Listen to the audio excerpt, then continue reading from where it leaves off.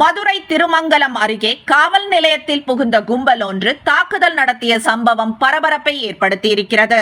மதுரை மாவட்டம் திருமங்கலம் அடுத்த டி கல்லுப்பட்டி பகுதியில் உள்ள வே சத்திரப்பட்டி காவல் நிலையத்தில் நேற்று நள்ளிரவில் முகமூடி அணிந்தபடி வந்த மர்ம நபர்கள் காவல் நிலையத்திற்குள் அத்துமீறி புகுந்து எதற்காக எங்கள் உறவினர்களை கைது செய்தீர்கள் என ஆவேசத்துடன் காவல் நிலையத்தில் இருந்த பொருட்களை அடித்து நொறுக்கினர். அப்போது பணியில் இருந்த தலைமை காவலர் பால் பாண்டியை அந்த கும்பல் தாக்கியுள்ளனர். அண்மையில் கொலை வழக்கில் கைதாகி ஜாமீனில் வெளியே வந்த பிரபாகரனின் உறவினர்களை போலீசார் விசாரித்ததால் ஏற்பட்ட கோபத்தில் பிரபாகரனும் அவனது கூட்டாளிகளும் சேர்ந்து இந்த தாக்குதலை நடத்தியுள்ளதாக கூறப்படும் நிலையில் தாக்கப்பட்ட காவல் நிலையத்தை பார்வையிட சென்ற அதிமுக முன்னாள் அமைச்சரும் சட்டமன்ற எதிர்க்கட்சி துணைத் தலைவருமான RB உதயகுமாரை ஆளும் கட்சியின் அழுத்தம் காரணமாக காவல்துறையினர் கைது செய்துள்ளனர். திமுக ஆட்சியில் இதுவரை பொதுமக்களுக்குத்தான் பாதுகாப்பு இல்லாமல் இருந்தது. ஆனால் இப்போது